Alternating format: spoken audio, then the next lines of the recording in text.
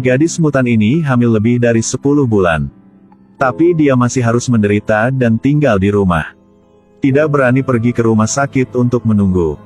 Karena bayi di perutnya kemungkinan besar juga bayi mutan. Dengan sangat cepat para dokter membebaskan saudara yang ditawan. Lalu beritahu dia kabar baiknya. Melihat pacar saudaranya yang mutan sedang hamil. Baru sekarang dia tahu bahwa dia hamil dengan daging dan darah saudaranya. Begitu cepat dia akan menjadi paman. Ketika adik laki-laki mendengar tentang ini, itu sangat sulit untuk dipahami. Bagaimana dua orang dengan mutan bentuk bisa hamil? Dan sang kakak takut bertemu dengan adiknya. Jadi saya bersembunyi di jalur ini tetapi tidak berani menunjukkan wajah. Ternyata beberapa bulan yang lalu, adik laki-laki pingsan kakak laki-laki yang baru saja berolahraga dengan pacarnya. Lalu gunakan jarum jahit. Menjahit sendiri bersama saudaranya. Karena sang kakak sangat takut pada adiknya. Untuk saudara yang harus buru-buru meminta maaf kepada saudaranya. Namun, saudara itu tidak menerima permintaan maaf ini. Pada saat inilah perut pacar bergerak sangat kuat. Dia siap melahirkan. Agar dia melahirkan dengan lancar, dokter mengirim truk monster. Bersiap untuk pergi ke rumah pamannya yang sudah pensiun untuk merawat bayinya. Dokter untuk mengurus konvoi ini. Tapi percayakan tugas mengemudi ke monster yang cacat. Hanya memiliki satu mata dan masih tumbuh di kepalanya. Tapi teknik mengemudi ini sangat terampil. Mobil itu terus melaju ke sini dan kemudian ke sana. Tapi alien di mobil ini sudah terbiasa dengan ini. Mereka masih dengan senang hati bernyanyi dan menari bersama dokter. Hanya adik laki-laki yang tidak bisa masuk ke dalam suasana ini. Demi menghindari kejadian tak terduga. Di tengah jalan, dokter berhenti di sebuah toko untuk membeli barang-barang yang diperlukan. Sangat cepat mobil sampai di rumah paman. Tapi karena jaraknya terlalu jauh, ditambah jalannya terlalu mengagetkan, perut gadis ini retak. Cairan ketuban menyembur keluar seperti tornado.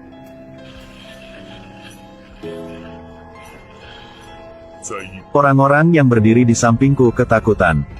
Dalam menghadapi kunjungan alien ini, paman tidak terkejut. Sebaliknya, sapa mereka dengan antusias.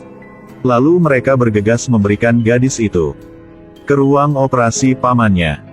Dan dia juga menyiapkan instrumen bedah. Lalu pergi ke kamar anaknya untuk meminta bantuan. Siapkan dia untuk operasi malam ini. Tapi ketika anaknya membuka pintu, raksasa setinggi 3 meter tiba-tiba muncul. Penampilannya yang besar membuat orang-orang cacat ini kembali ketakutan. Hanya dokter yang tidak takut. Sebaliknya, beri dia pelukan. Ternyata anak paman ini juga alien. Dokter telah merawatnya sejak dia masih muda, jadi dia memperlakukannya seperti putranya sendiri. Dia juga menganggap dokter sebagai ibunya. Masih di ruang bersalin sekarang. Orang cacat sedang bersiap untuk operasi. Untuk menyaksikan momen yang luar biasa ini, kakak laki-laki juga datang dan berdiri di samping untuk menonton. Sangat cepat paman mengenakan pakaian bedahnya. Tapi saat dia mengeluarkan jarum anestesi, kakak laki-laki itu segera mengingat adegan horor di ruang operasi di masa lalu. Ternyata dia dan saudaranya telah hidup dalam tubuh yang sama sejak lahir. Ayah yang membawa mereka ke ruang operasi untuk melakukan operasi untuk memisahkan mereka. Itu sebabnya saya memiliki saudara laki-laki yang tampan dan adik laki-laki yang normal. Ingat hal ini. Dia langsung kehilangan kesabaran.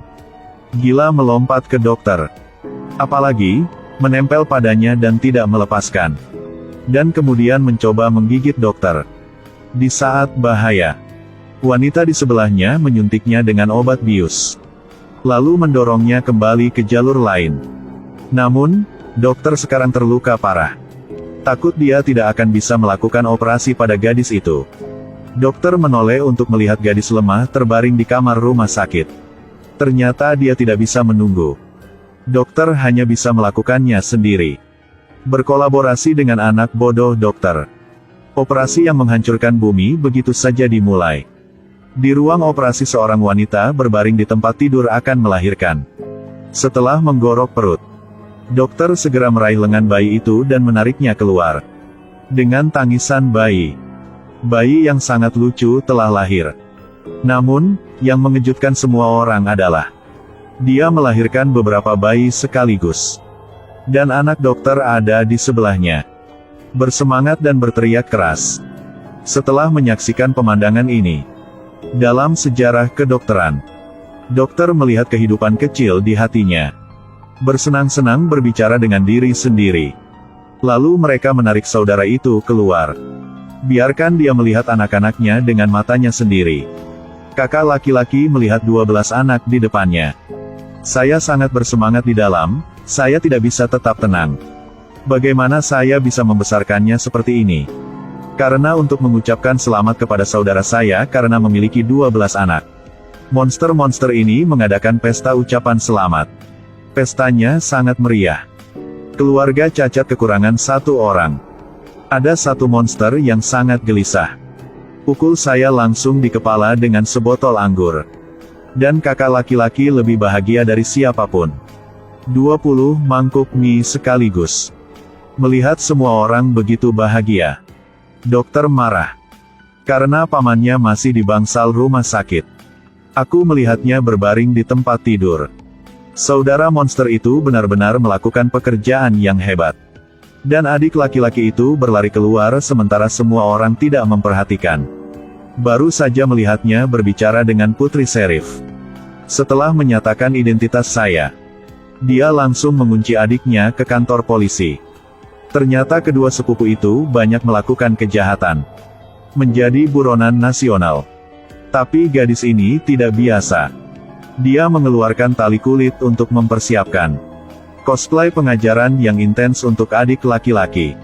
Untungnya, kepala polisi ada di sana tepat waktu untuk menghentikan perilaku liarnya. Bahwa dua polisi sekarang untuk mendapatkan bonus besar. Memanfaatkan kegelapan untuk menyelinap ke rumah dokter. Apa yang mereka tuju adalah monster yang baru lahir. Mereka ingin mengambil beberapa anak kembali untuk mendapatkan hadiah. Kedua polisi itu melewati orang-orang cacat yang sedang mengadakan pesta. Langsung memanjat dari dinding jendela ke dalam. Dan wanita itu sekarang karena dia baru saja melahirkan. Jadi tubuhnya sangat lemah dan berbaring di tempat tidur tertidur lelap. Setelah mencari beberapa saat, mereka berdua menemukan monster. Mereka jauh lebih mudah ditangkap daripada monster di luar sana. Tangkap saja mereka kembali. Mereka pasti akan dipromosikan. Mereka berdua benar-benar tenggelam dalam ilusi. Tanpa menyadari bahwa wanita itu bangun. Saya baru saja melihat adegan ini. Seorang ibu seperti dia mempertaruhkan nyawanya untuk berteriak minta tolong. Seorang petugas polisi membidik langsung ke arahnya dan melepaskan tembakan. Monster di lantai bawah mendengar teriakan itu dan berlari. Tapi polisi menghentikan mereka. Lalu menyelinap anak-anak melalui jendela. Sudah terlambat untuk menunggu sampai monster masuk. Seluruh tubuh gadis malang itu tertembak. Jadi mereka dengan cepat mengejar polisi. Tapi masih telat satu langkah. Monster kecil dibawa pergi oleh mereka. Tak lama sang kakak juga datang ke kamar. Ketika dia melihat istrinya, dia meninggal secara tragis dan anak-anak diculik. Dia sangat sedih. Lalu mengeluarkan suara yang menyakitkan. Bertekad untuk menemukan mereka untuk menyelesaikan akun. Malam itu para monster berkumpul untuk mengadakan pemakaman gadis itu. Semua orang sedih karena ini. Semoga dia bisa pergi dengan selamat. Dan monster kecil yang disiksa oleh polisi itu. Polisi kemudian menggunakan pensil untuk menyodok mereka. Merasa tidak cukup. Dia kemudian dengan tegas menusukkan pena ke mulutnya. Saya tidak menyangka bahwa bayi itu akan memakan pensil itu. Ini mengejutkan mereka. Tanpa mengetahui bahwa ayah anak itu akan datang untuk merawat mereka. Di luar kantor polisi, sekarang. Seekor monster membawa jalan ke kantor polisi. Lalu diam-diam meletakkannya di depan pintu. Di mana saudara itu berbohong. Polisi gemuk ini tidak tahu apa-apa. Jadi jangan dibuka untuk melihat. Tapi langsung memeluknya di dalam. Sama sekali tidak menyadari bahwa bahaya akan datang. Bahwa adik laki-laki di kantor polisi sekarang merasakan bahwa kakak laki-laki itu telah tiba. Dia tiba-tiba berteriak keras. Saudara langsung melompat keluar dari jalur lain. Dan kemudian meraih leher polisi gemuk itu. Pria kulit hitam dan polisi di sebelahnya kagum. Sama seperti itu, polisi gemuk kayak memuja surga. Pria kulit hitam itu melihat pistol di sebelahnya dan hendak mengambilnya untuk membela diri. Akibatnya, kakak laki-laki itu menoleh dan melihatnya. Dia meraih tangan pria kulit hitam itu. Lalu gigit mulutnya dengan keras. Polisi di sebelahnya melihatnya begitu agresif. Buru-buru mengeluarkan pistol untuk mengancam. Namun, dia diancam oleh saudaranya untuk menggoyangkan anggota tubuhnya. Kakak laki-laki mengambil kesempatan untuk meraih lehernya. Pada saat ini, putri kepala desa tiba-tiba bergegas keluar. Ketakutan dengan pemandangan mengerikan di depannya. Tetapi polisi lainnya secara tidak sengaja menembaknya di dada. Adik laki-laki itu sekarang juga menyadari keseriusan masalah ini. Jadi saya buru-buru mendorong saudara saya ke jalur. Mendengar tangisan anak-anak yang dikurung. Yang saya ingin menyelamatkan mereka. Tapi Sheriff tiba-tiba muncul. Melihat putriku meninggal secara tragis. Dia marah dan mulai menembaki dua sepupu itu. Beruntung punya saudara di Shielding Land. Itu sebabnya mereka dapat dengan mudah kehabisan. Tetapi saudara terakhir karena lukanya sangat parah sehingga dia sekarat menunggu untuk mati. Untuk menyelamatkan saudaraku. Adik laki-laki pergi ke putra dokter. Di bawah bantuannya. Saudara hanya bisa disembuhkan olehnya. Tapi dia juga menjadikannya alat pertahanan diri.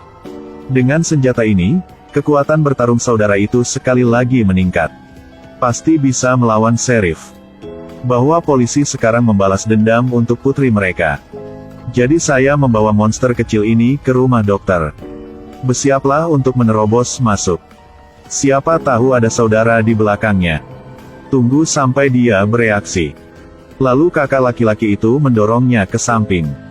Dan adik laki-laki itu menggunakan kesempatan itu untuk menyerang. Tapi dia tidak takut.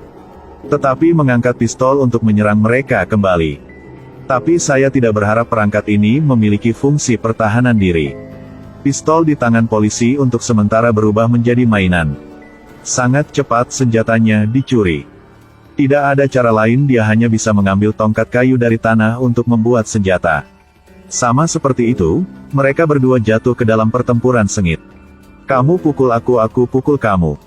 Adegan yang sangat hidup. Yang saudara karena bantuan perangkat ini. Jadi polisi itu dikirim terbang sekali lagi. Tidak bergerak lagi. Tapi monster kecil sekarang di keranjang menangis dengan keras. Kakak laki-laki itu berbalik dan berjalan ke arah anak-anaknya. Tapi tidak menyangka polisi muncul saat ini. Sukses bikin abang jatuh. Dengan 4 kaki di udara. Karena terkunci dalam rangka besi. Jadi sekarang aku tidak bisa bergerak dan menyerahkannya pada takdir. Setelah bangun, polisi itu menggunakan pemotong untuk berurusan dengan kakak laki-laki itu. Untungnya monster kecil melompat padanya. Lalu dengan gila menggigit tubuhnya. Tidak lama sebelum mereka mengendalikannya. Film berakhir di sini. Melalui masalah ini, mereka menerima undangan dari penyiar. Saudaraku membawa saudaranya ke sana juga. Tapi emosinya tidak berubah. Pada saat ini dokter tiba-tiba muncul. Lalu nyatakan ke seluruh dunia keberadaan mereka. Jika Anda berani menyentuhnya, umat manusia tidak akan memiliki akhir yang baik.